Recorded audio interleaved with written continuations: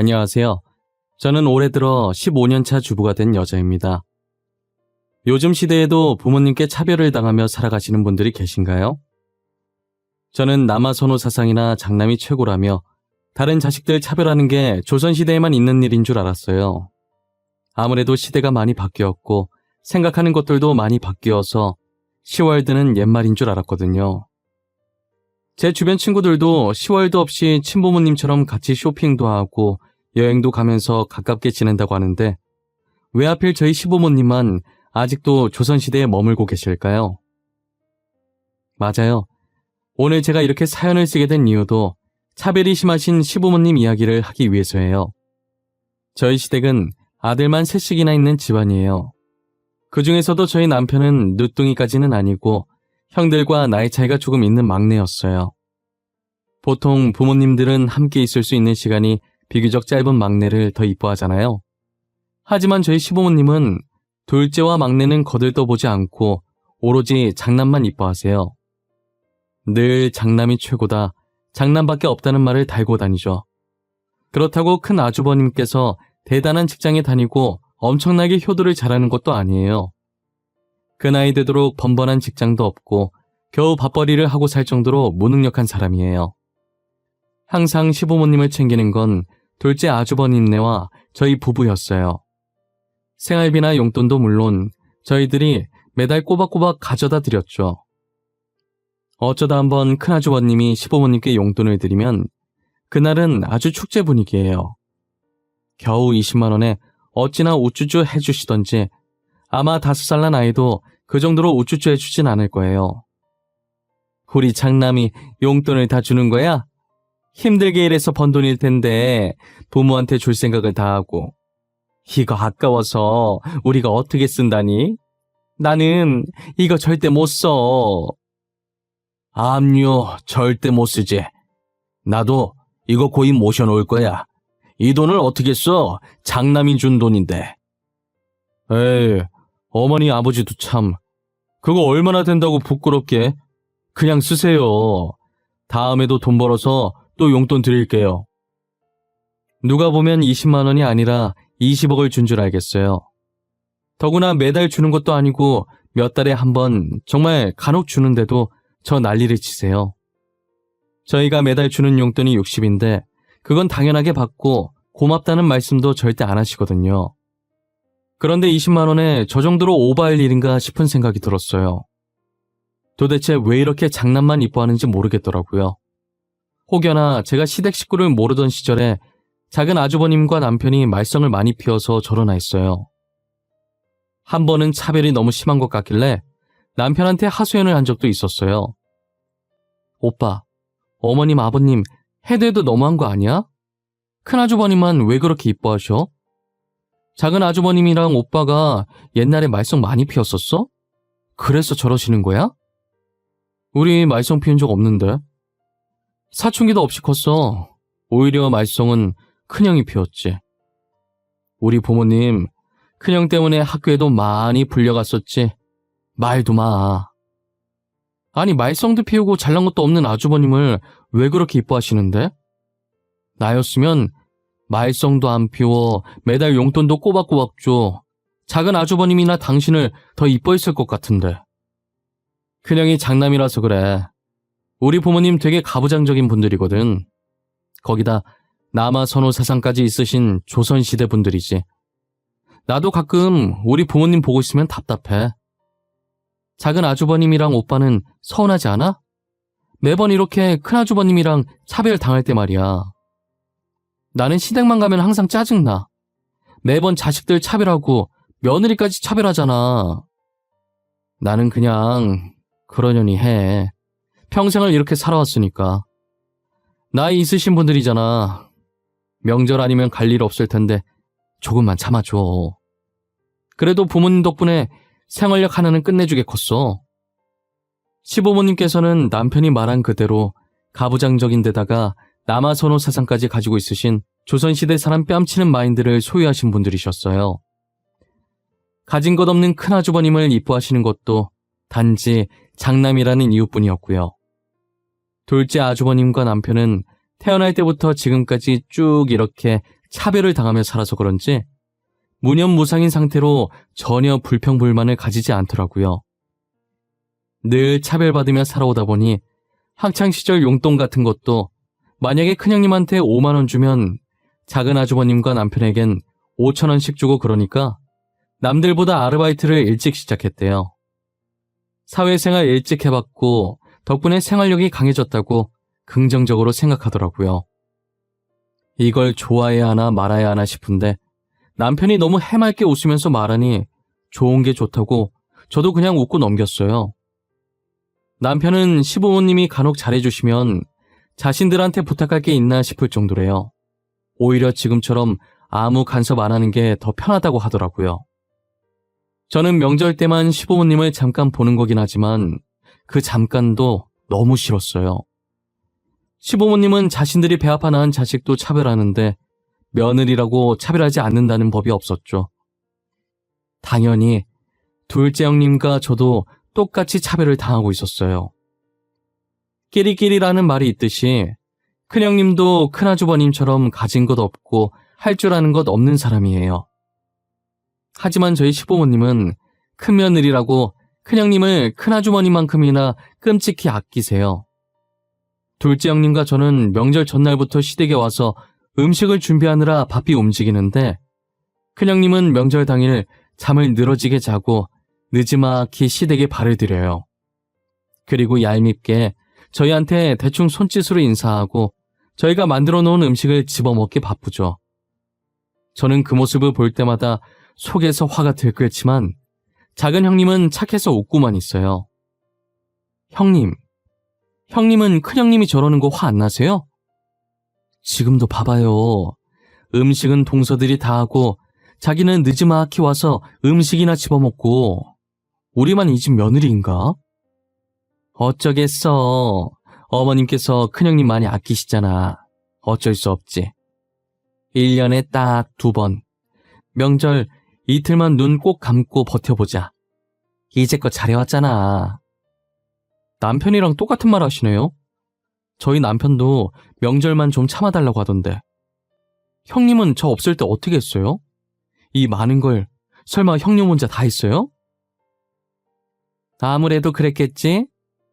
내가 제일 먼저 결혼해서 당연히 혼자 했던 거라 형님이 있으나 없으나 달라질 건 없었어. 대신 동서가 들어오면서 내가 조금 편해지긴 했지. 진짜 이 많은 걸 형님 혼자 하셨단 말이에요? 지금 이렇게 2명이서 해도 힘든 걸? 형님도 대단하세요. 저 같았으면 앞치마 벗고 뛰쳐나갔어요. 그래도 우리 남편이 나한테 잘하니까 겨우 2번 보는 시부모님 때문에 이혼할 순 없잖아. 그냥 한 귀로 듣고 흘리면서 대충 웃어주면서 참는 거지. 아마 동서도 적응되면 신경 안 쓰일 거야. 작은 형님은 명절만 잠깐 버티면 된다면서 저희 남편과 똑같은 말을 했어요. 저 빼고 다 착해서 시부모님이 차별을 해도 자신들이 참으면 된다고 웃어 넘겼어요. 저만 혼자 속에서 열불이 끓어오르고 있는 거죠.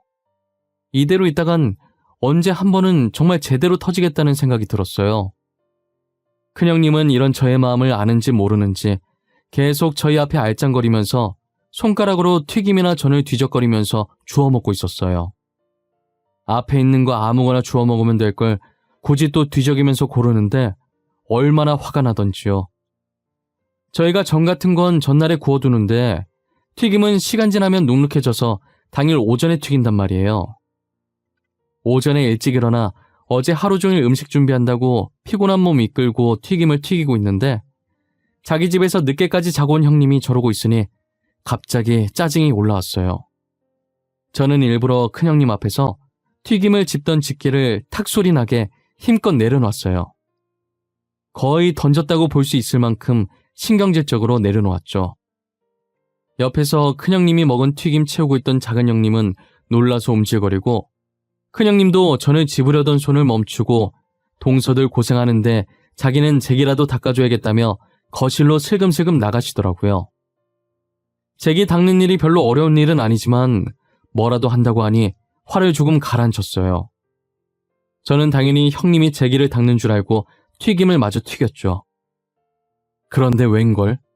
튀김을 다 튀기고 거실로 나가니까 제기를 시어머니께서 닦고 있는 거예요. 제기를 닦고 있는 시어머니와 깨끗해진 제기를 옮기는 시아버지, 그리고 소파에 앉아 TV를 보며 웃는 큰아주버님과 큰형님.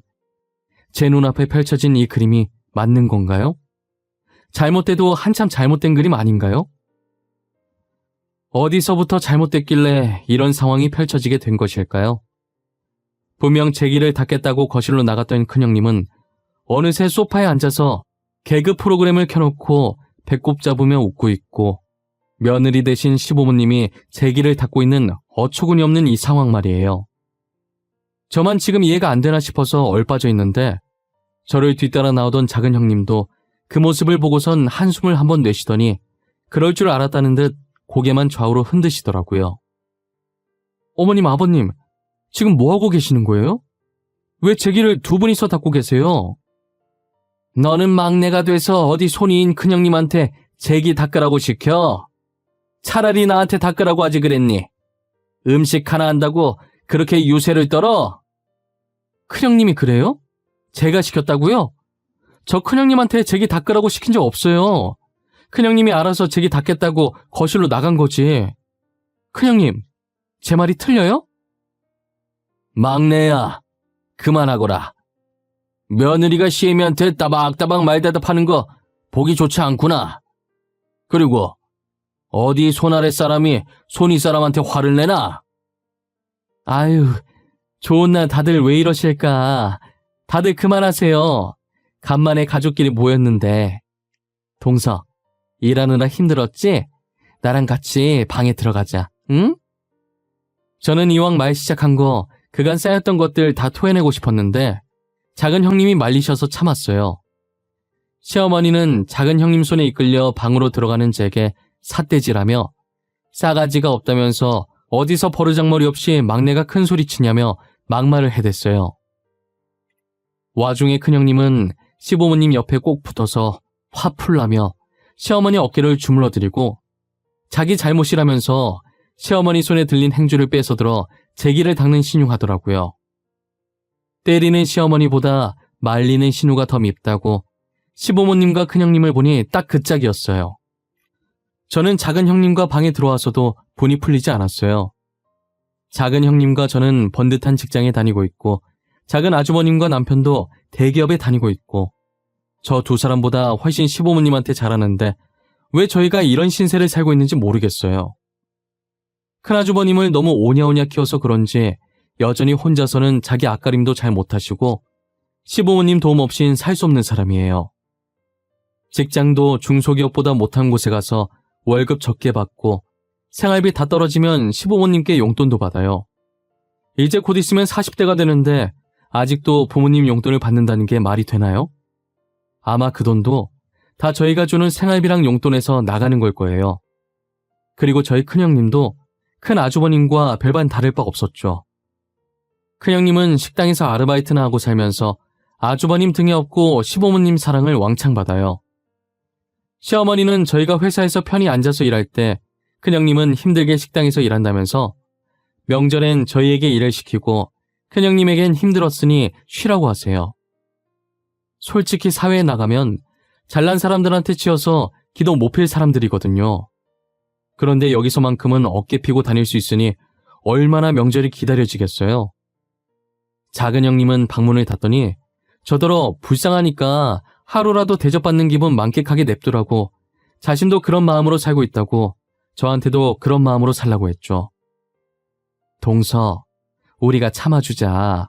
다르게 생각하면 아주버님이랑 형님도 불쌍하잖아. 아주버님은 월급이 적어서 아직까지 부모님한테 용돈 받지, 형님은 아르바이트 하시지. 보면 짠해. 그렇게 말씀하시니까 그렇긴 하네요. 저희는 안정적인 직장에 월급도 따박따박 받으니까. 여기 아니면 어깨 피고 다닐 곳도 없어. 그러니까 우리가 그냥 넘어가자. 그리고 괜히 좋은 날 핏대 세우며 싸워봤자 시끄럽기만 하지 좋을 것 없어. 작은 형님 말처럼 저도 그렇게 생각하니 화가 난다기보다 오히려 큰형님 내가 안타까워졌어요. 시끄러웠던 명절이 지나고 그 뒤로 2년간 시부모님이 차별하셔도 꾹 참았어요. 그러다 저는 임신을 하게 됐고 남편을 쏙 빼닮은 귀여운 딸을 낳았어요. 작은 형님네는 딩코족이라 아이를 낳지 않았고 큰 형님네는 2살 터울인 딸과 아들을 키우고 있었어요.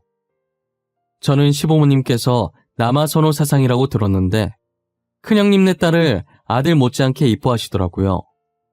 그래서 저는 어린 손자들은 차별을 안 하시는 줄 알았었어요. 하지만 제 예상은 완전히 빗나갔고 그저 큰아주버님 핏줄이라서 이뻐했던 것이었어요. 시부모님은 제가 딸을 낳았다고 하자 아들이 아니라는 것에 상당히 실망하셨고 제 딸을 보고 싶어 하지도 안아보고 싶어 하지도 않으셨어요. 명절에 제가 아이를 데리고 가도 본체만체 하시고 큰형님네 아이들 놀아주기 바쁘셨죠. 원래 차별이 심한 분들이시라는 건 알았지만 어린 아이한테까지도 그럴 줄은 몰랐어요. 아이들은 성인보다 더 상처를 잘 받고 심하면 트라우마까지 생길 수 있는데 말이에요. 아이들도 어려서 말은 잘 못하지만 누가 자신을 좋아하고 싫어하는지 다 느끼고 있어요. 그래서 저희 딸은 할머니 집 가자고 하면 안 가려고 드러누워서 울고불고 난동을 피웠죠. 시부모님은 저희 딸이 초등학교 들어갈 때쯤 드디어 관심을 주시는가 했어요. 이제 초등학교 들어갈 나이 아니냐며 어느 학교 갈지 정했냐고 물어보셨죠. 주영이 내년에 초등학교 들어가지? 어디 학교 들어갈지 정했니? 지금부터 천천히 준비해야 할 때 아닌가? 아직까지 확실히 정해진 건 없는데 집이랑 가까운 초등학교 가지 않을까 싶어요. 저희가 등하교 시킬 수 있는 곳으로요. 아마 땡땡 초등학교에 갈 확률이 높을 것 같아요. 땡땡 초등학교? 거기를 보낸다고? 안 된다, 거기는 절대 안 돼. 차라리 세모 초등학교는 어떠니? 거기도 너네 집이랑 가까워서 괜찮을 것 같은데. 왜 그러세요? 땡땡 초등학교에 가면 안 되는 이유라도 있어요? 거리로 따지자면 땡땡 초등학교가 더 가까운걸요. 그 학교 시영이가 가기로 했다. 그러니까 주영이는 다른 학교 보내. 괜히 같은 학교 가서 비교당하면 어쩌니. 우리 시영이가 더 잘하면 주영이가 창피당할 것 아니니. 시어머니는 저희 딸이 좋아져서 관심을 가지는 게 아니었어요. 큰형님네 아들과 동갑인 저희 딸이 큰형님네 아들과 같은 학교에 가게 될까봐 걱정된 것이었어요. 당연히 큰형님네 아들이 저희 딸보다 더 공부 잘할 거라고 생각하고 계셨고 성적으로 비교당하면 얼마나 쪽팔린 일이냐고 그러시더라고요. 그 말을 가만히 듣고 있는데 어찌나 어처구니가 없던지요. 저는 아랑곳하지 않고 원래 보내려고 했던 학교에 보냈어요. 그렇게 저희 딸과 큰형님네 아들이 같은 학교에 입학을 하게 됐어요. 운명의 장난 같게도 저희 딸과 큰형님네 아들이 같은 반에 들어가게 된 거예요.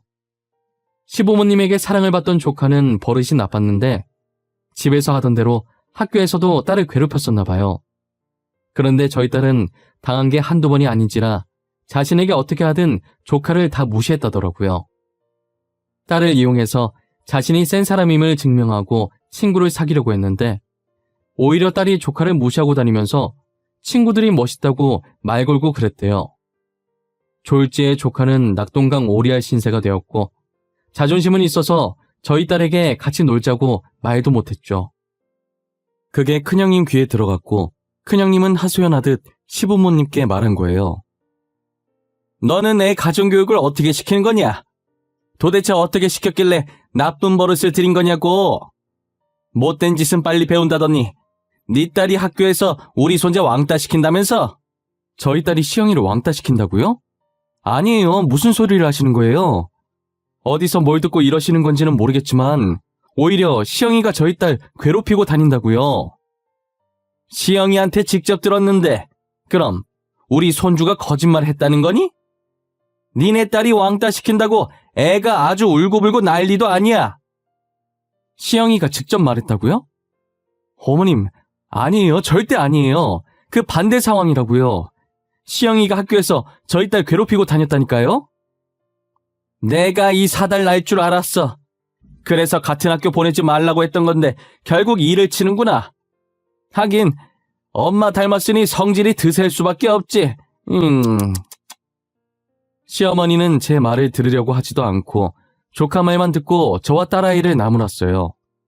계속 아니라고 해봤자 제 말은 믿어주지 않을 걸 알아서 이제 그냥 해탈의 경지에 이르렀어요. 옆에서 듣고 있던 딸아이도 자신이 피해자라며 억울해하긴 마찬가지였어요. 딸아이가 다음날 학교에 갔더니 조카가 자신을 보자마자 메롱을 했다는 거예요. 메롱하는 조카를 보고 딸은 제가 조카 때문에 시어머니께 혼나던 게 생각이 나서 잠시 울컥했는데 괜히 조카에게 한 방 먹이려다가 제가 더 혼날까봐 참았다고 하더라고요. 대신 코를 납작하게 하고 싶어서 공부를 엄청나게 열심히 했대요. 첫 성적표를 받았는데 딸아이가 반에서 1등을 하고 전교에서는 3등을 했더라고요. 조카는 어떻게 됐냐고 물어봤더니 딸이 손으로 입을 막으면서 웃더니 반에서 3등을 했다는 거예요.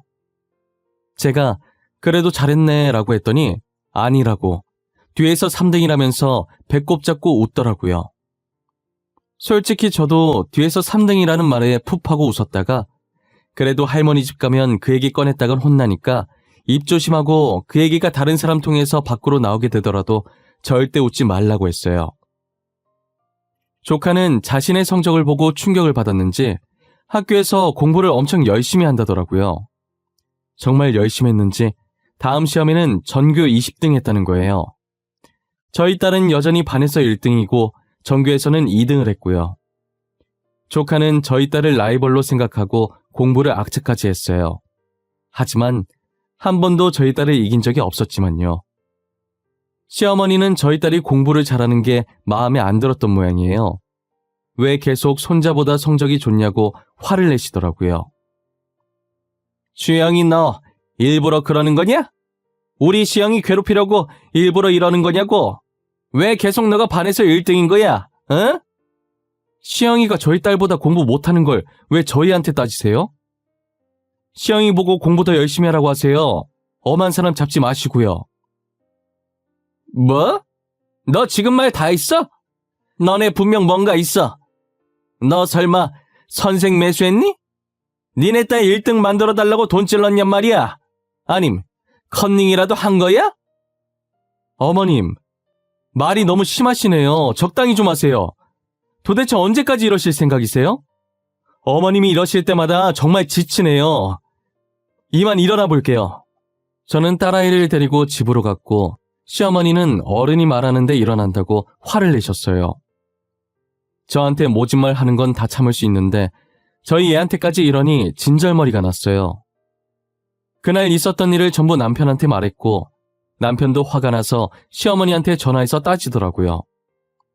아무리 손자가 더 좋다지만 남의 자식한테 상처 주면서까지 그래야겠냐면서요. 그래도 남편이 화내는 모습을 처음 봐서 그런지 시어머니께서는 자신이 흥분해서 말을 막 한 것 같다고 사과를 하시는 거예요. 의외의 반응에 남편도 저도 당황했지만 다음부터 그러지 마시라고 하고 전화를 끊어버렸어요. 그리고 얼마 지나지 않아 명절이 다시 돌아온 거예요. 작은 형님과 저는 음식 준비를 끝마치고 방으로 들어왔고 시어머니는 저희 딸을 부르더라고요. 평소와 다르게 엄청 상냥하게 부르길래 무슨 일로 불렀나 살짝 쳐다봤어요. 시어머니는 딸을 보고 웃으시면서 무어라 말을 하더니 세탁기 앞으로 데리고 가더라고요.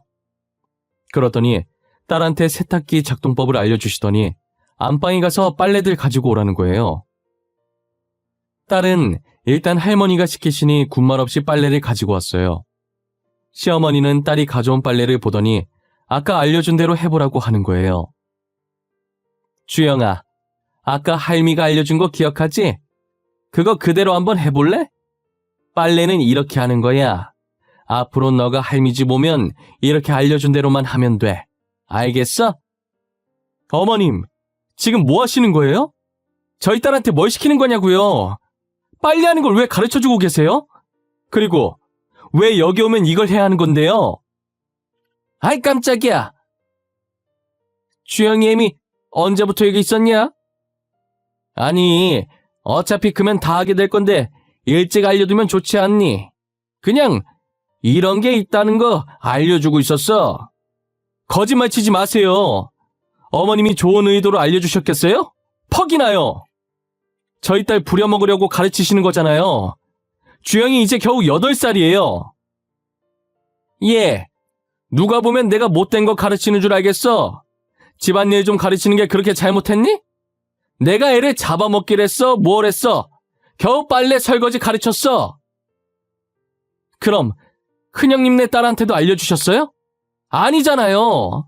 저희 딸한테만 이러는 거잖아요. 시어머니가 아직 어린 저희 딸에게 벌써부터 집안일을 시키려고 하는 거예요. 학교 생활이나 성적으로 화내는 거 다 참을 수 있었어요. 하지만 이건 시어머니께서 도가 지나친 것 아닌가요? 초등학교 입학한 지 이제 겨우 반년 조금 지난 애한테 집안일이라뇨. 시어머니는 어차피 커서 해야 할 거 미리 알려주는 것뿐이라고 했지만 큰형님 딸한테는 집안일 가르친 적 단 한 번도 없었어요. 시어머니 말대로라면 큰형님 딸한테도 알려줘야 하는 게 맞지 않나요? 저는 결국 못 참고 시어머니께 소리를 질렀고 제 목소리에 다들 이쪽으로 몰려들더라고요. 딸은 무서워서 제게 달려와 제 다리만 붙잡고 뒤에 숨어 있었고 남편은 무슨 일이냐고 물었어요. 저는 남편에게 전부 다 말했고 남편도 더 이상 못 참겠는지 시어머니한테 소리를 지르더라고요. 차별하는 건 우리면 족하지 않냐고 왜 어린애까지 건드냐고 하면서요. 다시는 시댁과 연락하지 않겠다고 생활비도 용돈도 주지 않을 거라고 하면서 남편은 저와 딸을 데리고 시댁에서 나왔어요. 저희는 정말 시댁과 연을 끊고 지냈으며 생활비도 일체 주지 않았어요. 그렇게 몇 년이라는 시간이 흘렀고 둘째 형님과는 연락을 하고 지내서 간간히 시댁 소식을 듣긴 했어요. 지금 시댁도 그렇고 큰형님도 그렇고 큰 아주머님 때문에 제정신이 아니라고 하는 거예요. 할 줄 아는 것도 없고 가진 것도 없는 양반이 헛바람이 들어서 갑자기 사업을 하겠다고 날뛰었고 시부모님은 장남하고 싶은 거 다 해봐야 한다면서 있는 돈 없는 돈 다 끌어서 줬나 봐요. 큰아주버님께 헛바람 넣은 게 큰아주버님 친구분이셨고 돈만 주면 알아서 다 해주겠다는 말만 믿었는데 결국은 친구한테 사기당해서 그 돈을 다 날려먹었다나 봐요. 시부모님이 큰아주버님께 준 돈에 갯돈도 포함되어 있었나 봐요. 그래서 급한 대로 시댁을 팔고 갯돈 채워놓고 시부모님은 월세로 이사를 갔다더라고요. 게다가 큰아주버님이 큰돈 만져보겠다고 형님 몰래 집을 담보로 대출받아서 집은 경매로 넘어갔고 오갈 곳 없어지자 시부모님께 빌부터 산다고 하더라고요. 그렇게 애지중지 여기던 큰아주버님이 사고를 치고 다니고 결국 고생하는 건 시부모님이었어요. 큰아주버님이 사고를 치고 당연히 스트레스 받은 건 작은 아주버님네였어요. 시부모님은 큰아주버님이 친 사고를 작은 아주버님 보고 수습해달라고 하신 거예요. 작은 아주버님과 작은 형님은 정말 온순하고 착하신 분들이었어요. 저와 남편은 건들지만 않으면 괜찮지만 조금이라도 건들면 욱하는 성격이었거든요. 그래서 시부모님께 할 말 다 하고 그랬는데 작은 아주버님네는 싫은 소리 절대 못하세요. 그런데 이번 일은 작은 아주머님네가 봐도 경우가 아니었던 거죠. 사고는 형이 쳤는데 수습은 동생 보고 하라니 이게 무슨 상황인가요? 한두 살 먹은 어린애도 아니고 그렇다고 감당 가능할 자그마한 사고가 터진 것도 아니니 말이에요. 작은 아주버님은 처음으로 시부모님 부탁을 거절했다더라고요. 그랬더니 시부모님이 작은 아주머님네 찾아가서 돈 달라고 행패 부리고 말이 아니었다고 하는 거예요. 결국 이대로는 안 되겠다 싶어서 작은 아주머님네도 시댁과 연을 끊어버리고 이사를 갔다고 하더라고요. 계속 연락이 와서 전화번호를 바꿀까 하다가 일 때문에 바꾸진 못하고 시댁 식구들을 차단했대요. 그리고 저도 몰랐는데 제가 잠시 친구랑 놀러 갔을 때 시부모님이 저희 집에도 찾아왔었다더라고요.